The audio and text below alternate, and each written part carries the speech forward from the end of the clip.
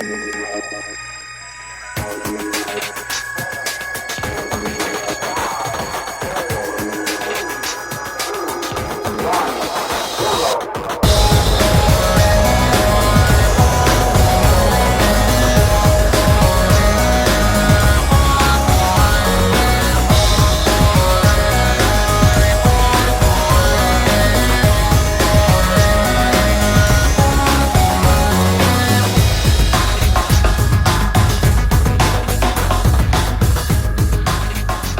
to Spacevidcast, episode 236 for Friday, December 4th, 09. We are in December. I know. Oh my gosh. I know. Feels like just yesterday when we started the 200 series.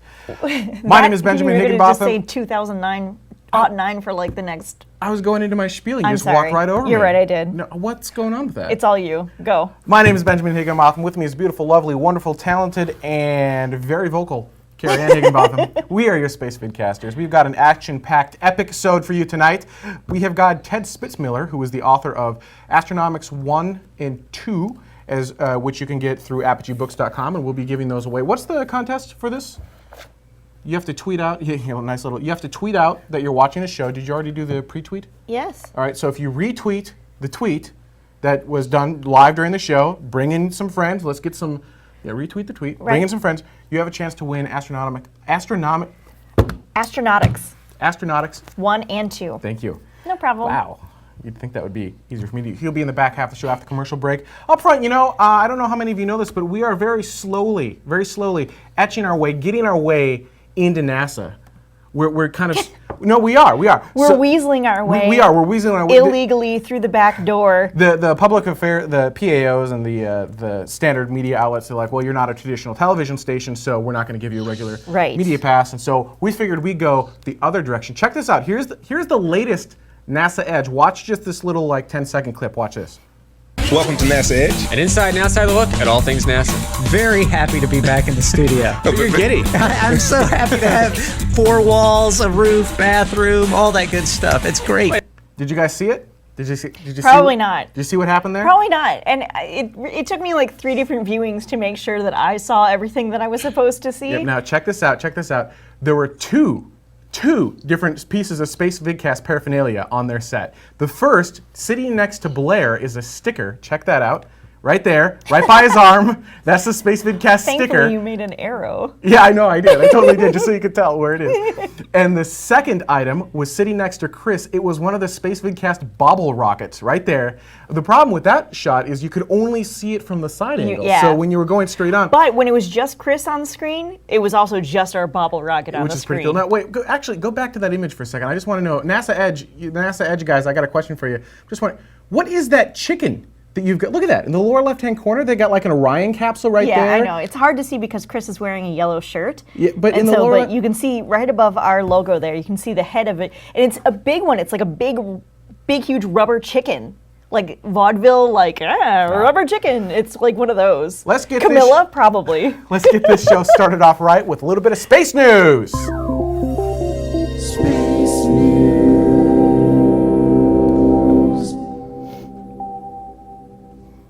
In 2010, NASA will be, still thus, at this point in time, in 2010, the last space shuttle flight will be going up. Mm-hmm. Now, that could slide a little bit to 2011, or who knows what's going to end up happening with all the Augustine Commission stuff. But right now, the plan is to retire the space shuttle in 2010. And one might even think, that at that point, the U.S. will no longer have any space plane.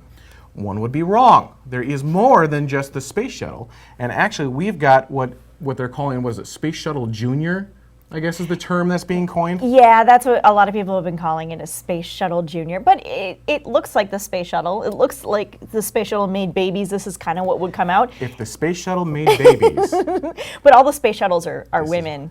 So it wouldn't come out that way at all. As the chat room is saying, it's the X-37B. It is an unmanned vehicle. So as opposed to the Space Shuttle, which is just a giant heavy lifter, this is not. Right? This is not a heavy lift vehicle at all. Right. But it is still a space plane, essentially. Mm-hmm. And originally, they were going to take the X-37 up on a space shuttle. A little bit of an irony, dropping a... Like babies. Like babies, exactly. However, with the end of the space shuttle program, they've decided that they're going to instead launch it on a Delta rocket. Yes. Oh, I don't remember what kind of rocket they're going to launch it on. Delta? Yes. Phew. There you go. So there's a shot of the X-37, and it's just kind of a cool thing. This is going to be, they're working on launching this in 2010, I think it is. April of 2010, the U.S. Air Force is going to be launching this from Cape Canaveral.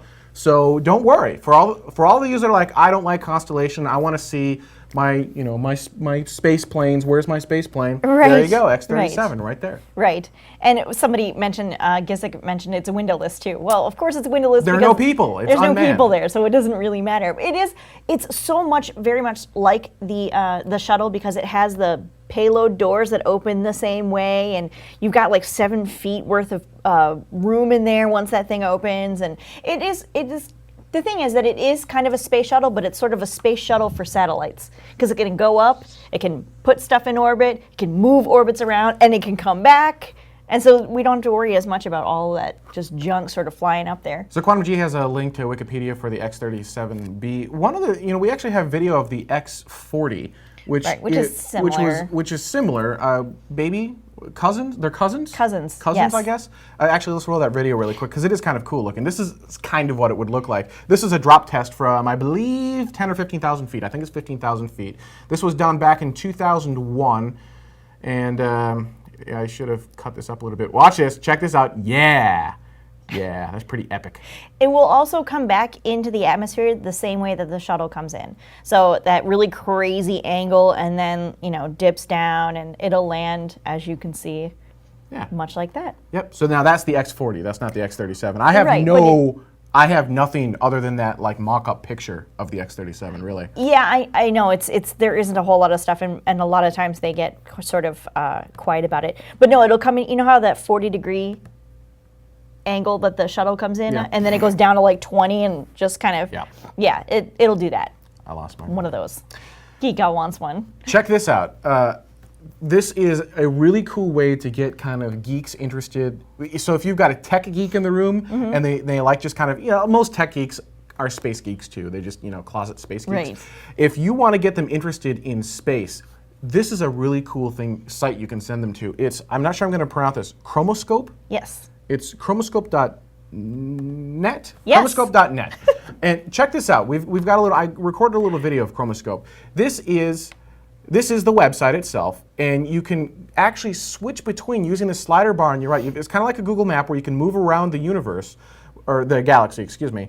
And then you can, using that slider, change the wavelength that you're looking at. So you can actually go into infrared. Right, gamma ray, X-ray, H-alpha. I mean, they've got all these different kinds of things. So, and it's kind of interesting as, I started with visible and I was like, click, click, click. And then I suddenly got to black because it's not, whatever it is that's there is not visible or it's not to the visible. So then I had to switch over to like all the different others to kind of see some stuff. But it's really cool. And the other really interesting thing is that the whole thing is open source. It's all done from public use pictures and all of that stuff.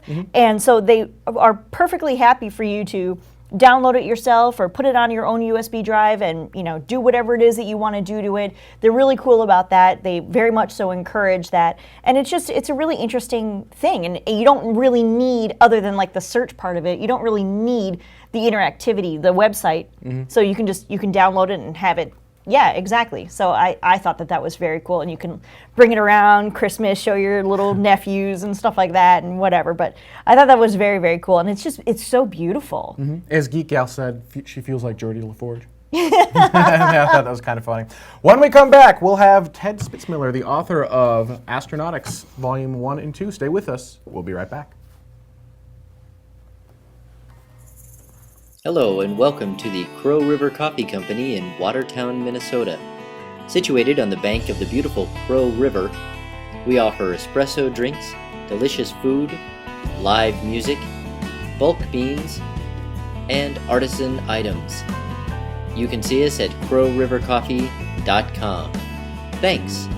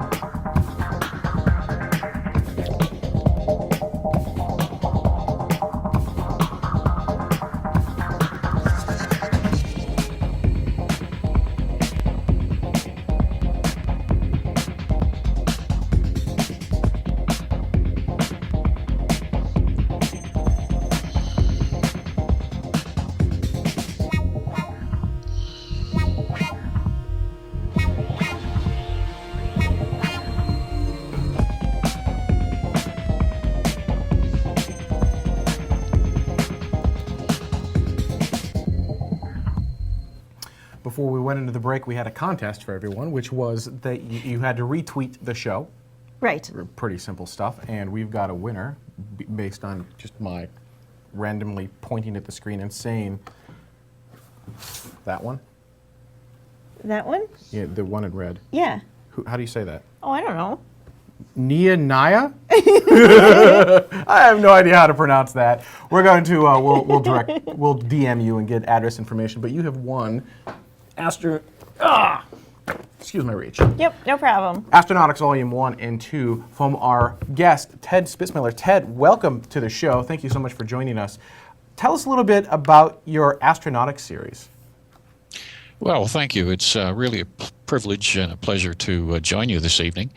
The two books are the culmination of, one might say, a lifetime of love of aerospace, aviation, astronautics, etc. And I retired in around 2000 from Los Alamos National Laboratory. And looking for things to do in my retirement, I do a lot of reading. I have a fairly extensive library of about 1,000 books. Most of them involve aerospace topics. And I didn't see one there that really addressed the history of space exploration as I remembered it. Not that I'm that old, of course, but having lived through the late 40s and 50s and 60s when a lot of the exciting things were going on in space exploration, I was pumped up as a kid, and I collected literally thousands of newspaper articles and magazines as well as the books. And so as I was looking around at what was available, I didn't see a history of space exploration as I recalled it. And so I decided at that point that I would set down what I consider to be the primary events in the history of space exploration.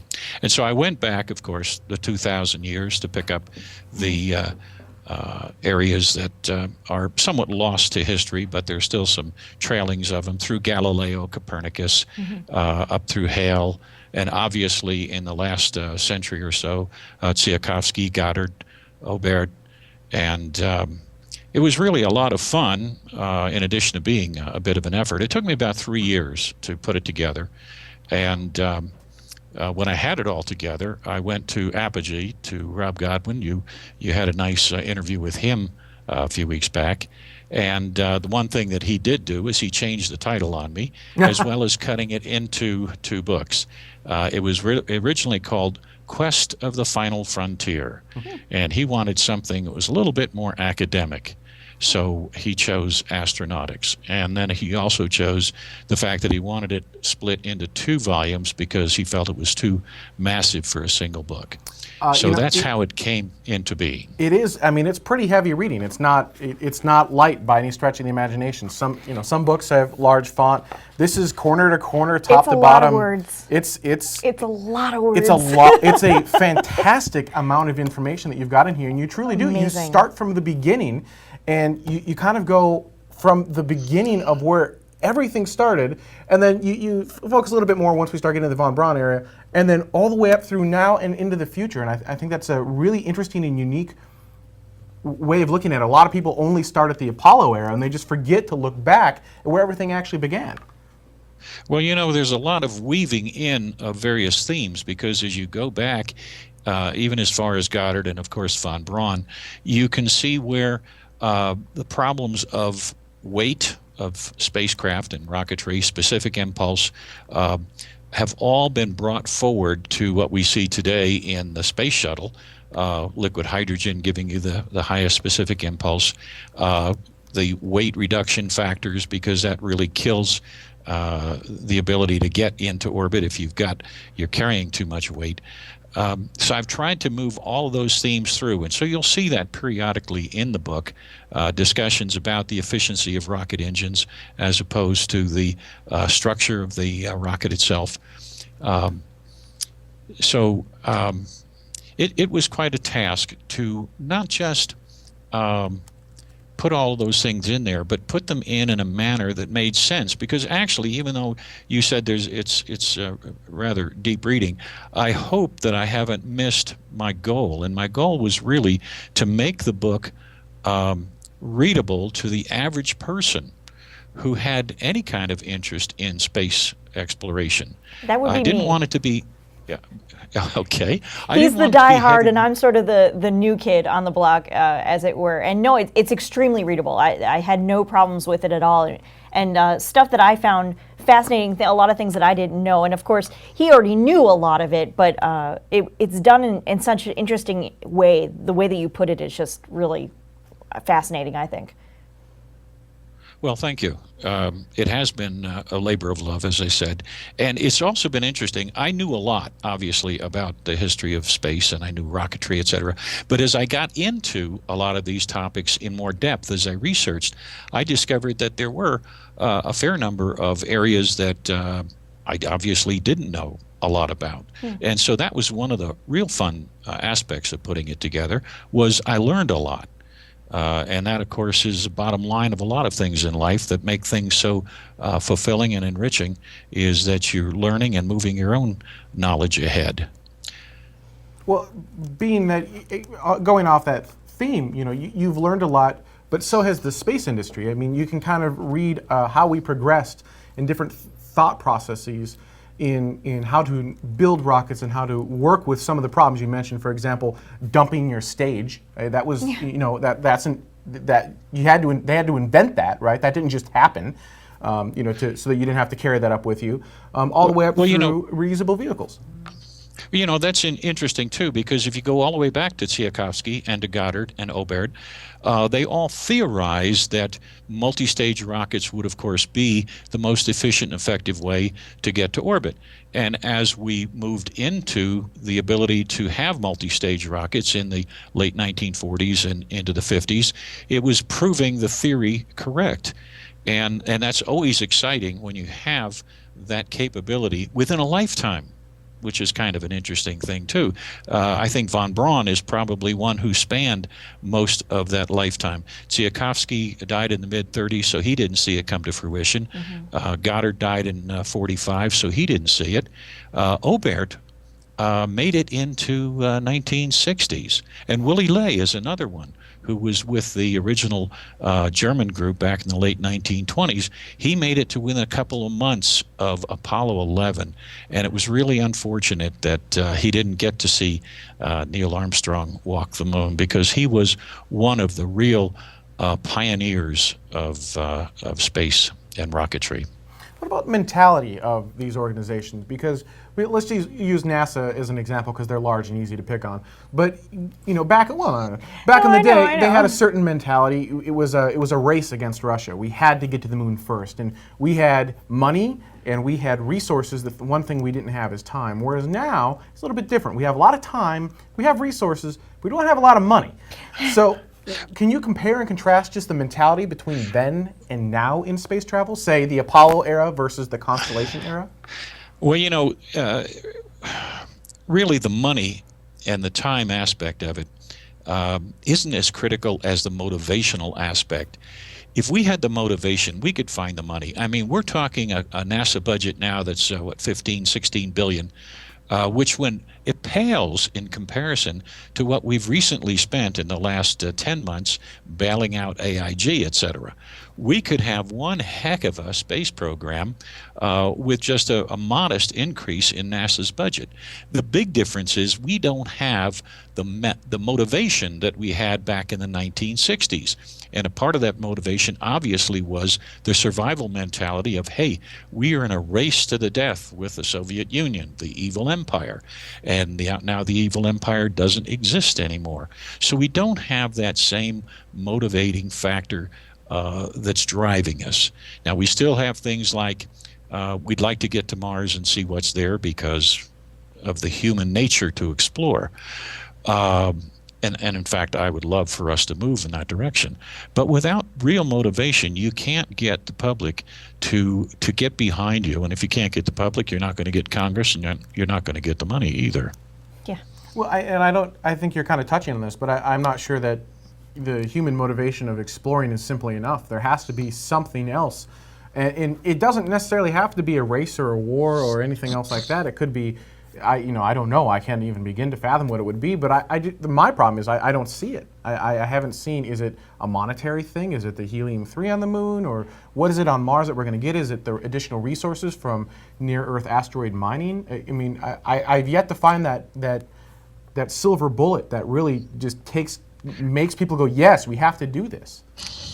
Well, and in fact, you do have that group who are trying to create that motivation by, and you named a number of them, water on the moon, helium-3, et cetera. But when you look at the infrastructure that's necessary to get us there, to mine it, to use it, it's very intimidating, because it goes back to reusability, which was the original intent of the space shuttle, to be reusable and drop the cost of going into space by several factors. And they were talking $100 a pound back in the late 1960s.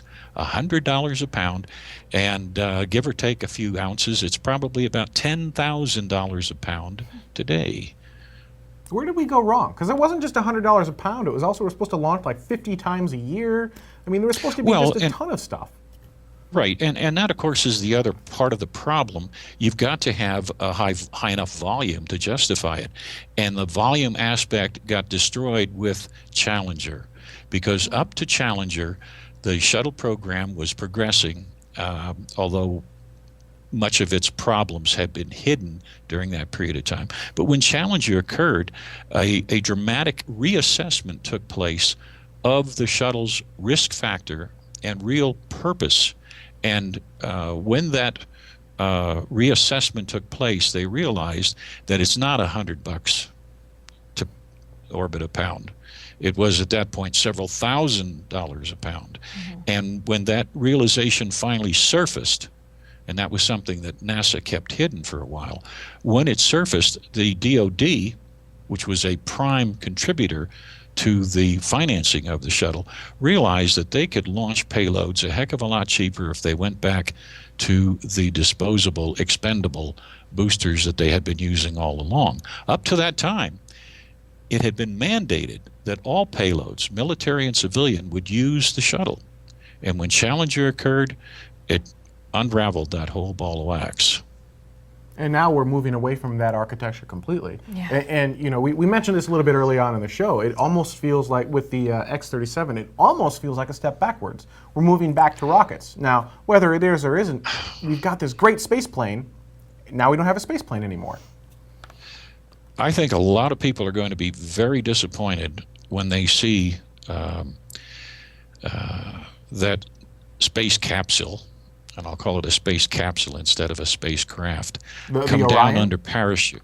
The Orion. When it comes down under parachute, people are going to say, huh? Didn't I see this 40 years ago? Mm-hmm. Yeah. There's just no comparison. But if you look at NASA's rationale, they're trying to lower the cost, and because of the way that they're moving about that made sense to them. All of those programs that we saw in the 80s and 90s for a follow-on to the shuttle went by the wayside. The X-33, the X-34, you had one there in your news, what was the X-47? X-40. X-4. These were all supposed to be replacements for the shuttle. Remember the Orient Express that Reagan announced in the early 1980s? Yeah, that was going to be the basis for a single stage to orbit? The technology just could not be made to happen as we made it happen with shuttle. You know, a lot of technology had to be tweaked to get that shuttle to do what it does so beautifully. Well, you know, one of the things that the chat room is saying, and BZ will chant this over and over, is that, okay, you know, the capsules, the physics haven't changed. So in the Apollo era, they developed this capsule, and it was, you know, it was designed for reentry, and it was designed for lunar reentry, and the physics are the physics, and it needs to dissipate that heat, it needs to slow down. But I would argue, and it sounds like you're arguing much the same, is that you're right, the physics haven't changed, but that doesn't mean that you can't be more creative and invent something new and inspire people. NASA reinvented itself after the Apollo era with the space shuttle program. Right. it doesn't feel like they're reinventing themselves again. It just feels like we're going back to the Apollo era with a Right. giant solid rocket booster.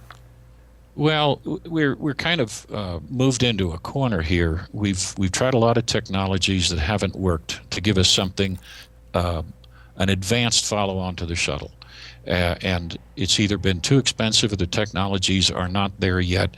But we had to stay in space. And that's really what NASA came down to. We've got to stay in space. And so let's go with what we know. And as you said, what the physics support.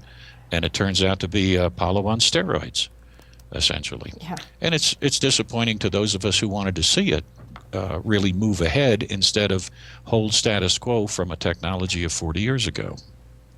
But where do we go from here? So we've got Constellation, but it doesn't just have to be Constellation that brings us to the moon or onto Mars. It could be China, it could be ESA, it could be JAXA, it could be private space, it could be X-Corps, it could, SpaceX.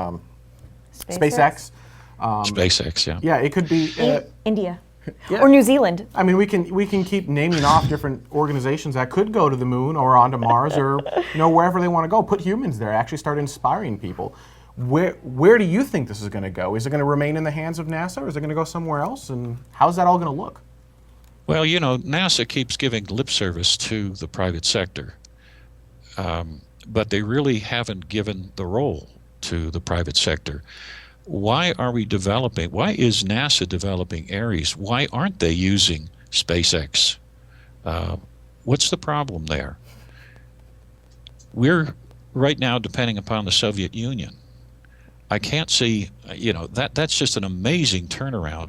They're using the same spacecraft that competed with Apollo in the mid-1960s, the Soyuz. And they're doing it very successfully and relatively cheaply, and here we're paying them for each one of those launches to support the International Space Station. It's really a very unfortunate turn of events that's happened here. And by the time the Ares 1 is ready to support the International Space Station, our involvement in the International Space Station is scheduled to end, I believe it's 2017, and we're supposed to fly 2015. So it doesn't make sense at all. At least to me, it doesn't make sense. So then where do we go? I mean, this is kind of where I'm trying to wrap my head around it. Is I don't see anyone doing it. Well, I mean, that's I for one what want to go to the Augustine moon. That's because you weren't here the first time we did it. Well, that's fair, and a lot of people weren't. I think it's something like over half of the world population wasn't even born. Something like that. I don't remember what the exact stat is, but yeah, I mean, we don't have our own Apollo era. I didn't get to see humans on the moon. I would like to. Yeah. Well, from my perspective, it would be much more exciting if we went on to Mars. But when we look at what NASA projects for a Mars mission in terms of cost, they're looking at $500 billion to make that happen. And of course, nobody in their right mind in Congress at this point in time would even hint that they would support something like that. Now, of course, one of the things that NASA has done, and I think they've done wonderful with, is the rovers on Mars that have really revealed a lot of characteristics of Mars. And I think we can do a tremendous amount with robotics that we never even envisioned. When I look at the history going back to the late 1940s, when we came out of World War II with rocket technology based on the V2 and von Braun's brilliant use of technology at that time, he envisioned what he called Project Mars, that he actually wrote a book, and I just happen to have a copy of it here. This is from your library of 1,000+ books. This is from my library of 1,000 books. This was written in 1948-49 by von Braun.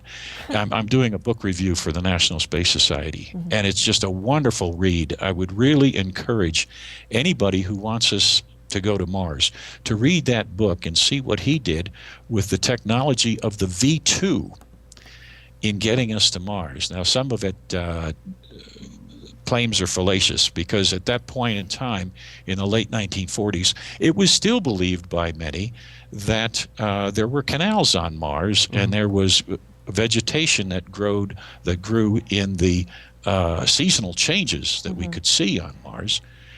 but and he was trying to ride that to produce a program there in the late 1940s that would give us the ability to go to Mars by 1980. And it's really fun to read because some of the things in there, he does not try to stretch technology. For example, even though we knew that liquid hydrogen was a much better propellant than alcohol or kerosene, he doesn't use liquid hydrogen because it was beyond the technology of the time, and he wanted to create a mission to Mars with existing technology. He doesn't even include computers in there. They're still using slide rules in his paradigm. So it's a lot of fun to read this. Even our protagonist in this, it's a semi-novel. The protagonist goes home after he's been given the assignment to head up the Mars project, and he opens his and closes his garage door manually. And of course, today, I don't think anybody opens and closes their garage door manually. So it gives you a real insight into his thought process of going to Mars with the mindset that he had and the technology of the V2. And there's all kinds of things like that in the book. So I would really encourage you to get a copy and read it. It's wonderful. Oh, absolutely, and you know, it was a really fascinating and fun read. As Carrie Ann mentioned, I am a space geek, so I do know a lot about this stuff. But I learned quite a bit from reading through here, and just seeing the projects and seeing the timelines of events and how things kind of played out and some of the mentalities. It was it's really a great. I don't know what to call it, a series. It's well worth it. And you can get these on apogeebooks.com. Really quickly, Von Braun, not Von Braun, you mentioned going to Mars, and Von Braun had a plan for that, but Dr. Zubrin has a plan for that as well, which is moderately similar. You launch over to Mars, you get the fuel from there, and then you launch another vehicle with humans on it, so you've already been making the fuel for your return trip on Mars on the first journey down there, also to make sure that it's safe to go. What are your thought processes on that? Because that seems to come up and then go away, and then come up and then go away. Zubrin is a great guy. I really enjoy listening to him because he's full of enthusiasm. You can't listen to him without getting pumped up yourself. That's a mild way to put it. and the book, you may have the name of the book. I've got it here in my. Where is it? There. I was looking in one of my. He has a couple books. Bookcases for the name of that. It escapes me. But in any case, what Zubrin does is he goes to Mars on the cheap. He's saying it's going to cost $500 billion if NASA does it. He feels he could do it for a tenth of that, for about $50 billion. And he's using things, as you mentioned. He's going to use the carbon dioxide on Mars to create methane with hydrogen that he brings from the Earth. And he has it planned as well as, in some respects, even better than Von Braun had it planned in his book. And I think that Zubrin could pull it off. But he's also making some assumptions there that are going to have to hold true in the long run. He's making some assumptions that the crew can be shielded from cosmic rays for that period of time. He's also looking at a much longer mission profile than a lot of people have in the past. They've looked at getting down on Mars for a short stay and then almost immediately coming back on the very first available return window, whereas he's going to let them stay there for a much more protracted time. And to do that, again, he's got to use some of the environment of Mars to support the astronauts. And unlike Von Braun went with 10 spaceships and 70 people. Zubrin looks at two spaceships actually, and 4 people. So there's a very different mindset there. Von Braun's was the grand excursion, if you will.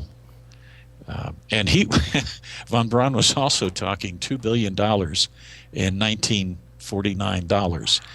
So even if you multiply that times 100, you might come up close in 200 billion. to a reasonably accurate figure for today.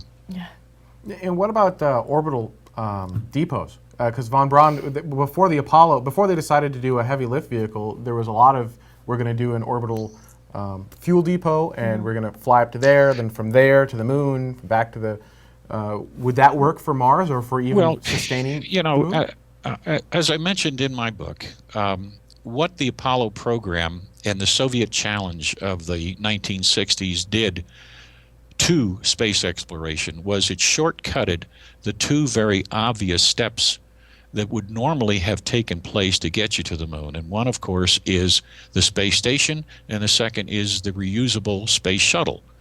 And by using Saturn V, we went direct to the moon. We didn't need the shuttle. We didn't need the space station. Now, if we're looking at going to Mars and doing it either the Zubrin way or the von Braun 1949 method, you almost have to have a reusable space shuttle in order to make that number of trips into space to build the basic platform. Another thing that we probably need and should consider developing, and this is, I may get people turning off their computers when I say this, but we really need to have nuclear power. You're going to get twice the specific impulse that you get with liquid hydrogen. It's almost a mandatory propulsive force if we seriously want to go to Mars with any kind of timetable and payload that really makes it worthwhile. Actually, you got the opposite response of what you The thought. chat room is cheering you on. Absolutely, no, and we are. We're huge fans of alternate propulsion here because one of my big stick-ups is I think that we got stuck on propulsion. We haven't really advanced it very much. And again, people are going to say, well, the amount of energy required to leave orbit hasn't changed, which is true. But then change propulsion mechanisms. We need to find new and different ways to do the same thing so we can reduce the amount of fuel that we're bringing with us. Because look at the Saturn V. That thing's all fuel. It's all fuel. It's insane. Yes. And of course, that's what the nuclear power really does for you. And there's some other things that we probably should pair with it. For example, ion drive. But there you've got to have a tremendous amount of electrical energy. And what better way to generate your electrical energy than with a nuclear reactor? I really felt that NASA was moving in the right direction about 6 or 8 years ago with Project Prometheus, which was a re-entry of nuclear energy into space, and it got killed. It never really went anywhere. I mean, it was on their list of these are the things we're going to do, but it died a terrible death.